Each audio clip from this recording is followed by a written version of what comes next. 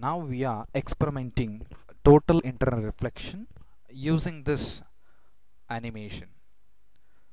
So to undergo this total internal reflection, the ray has to pass from denser medium into the rarer medium. So this is what you can see from this animation.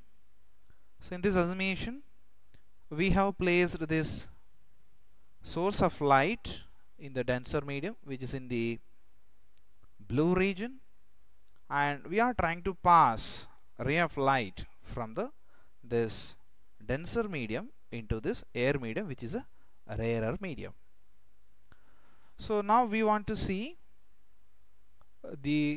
another phenomenon of light, which is called total internal reflection.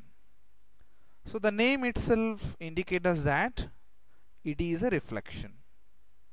So reflection means when a ray of light incident on any surface, the ray will come back to the same medium, and this process is called as reflection.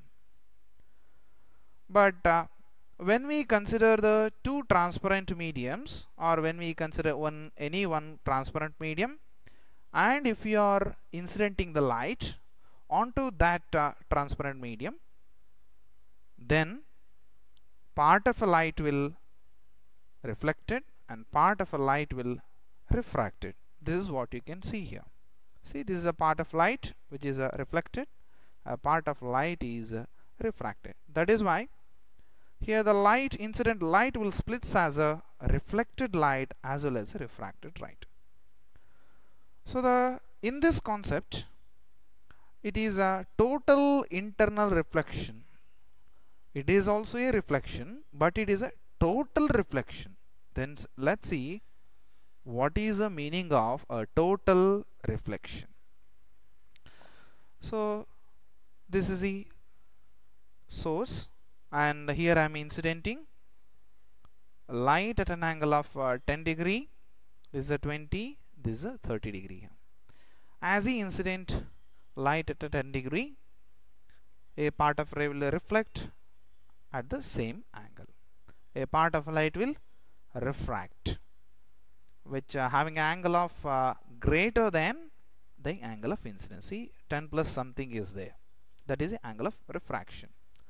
Let us again increase angle of incidence, as we kept for 20 degree as an angle of incidence.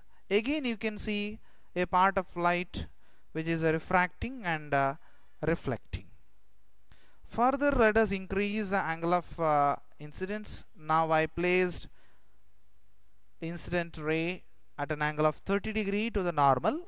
Again we can see reflected light and refracted ray, reflected light, but the angle of refraction is greater than this angle of incidence.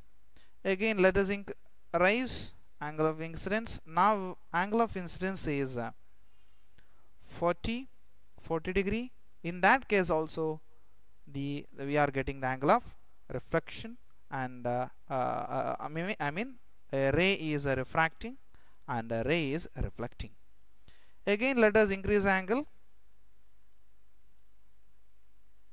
See, you cannot see at this particular angle,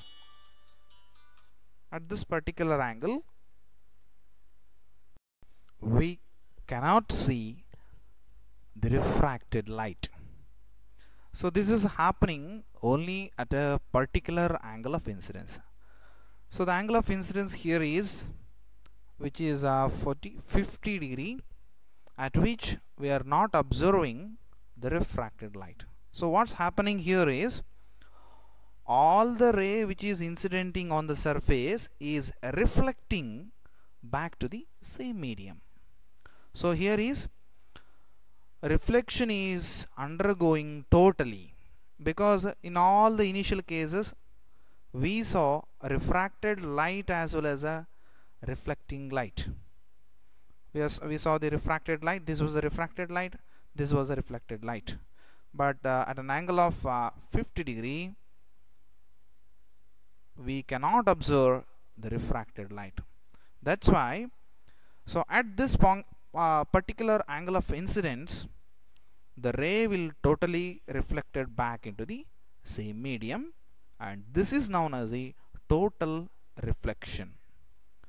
So this will happen only at a particular angle of incidence, and that angle of incidence is called as critical angle. See, this is the critical angle. So the critical angle observed here is 50 degree.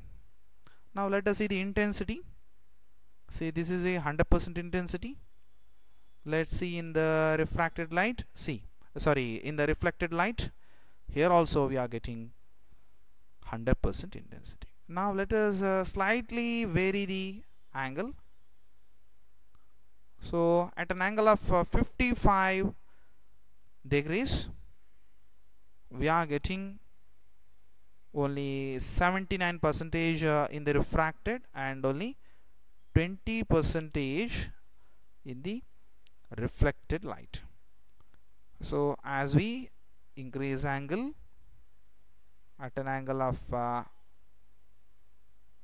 50 degree, we will get 100% intensity. That means all the ray incident on this interface of the two medium will reflected back into the same medium, and this is happening when the ray is passing from denser to rarer. So this is known as total internal reflection.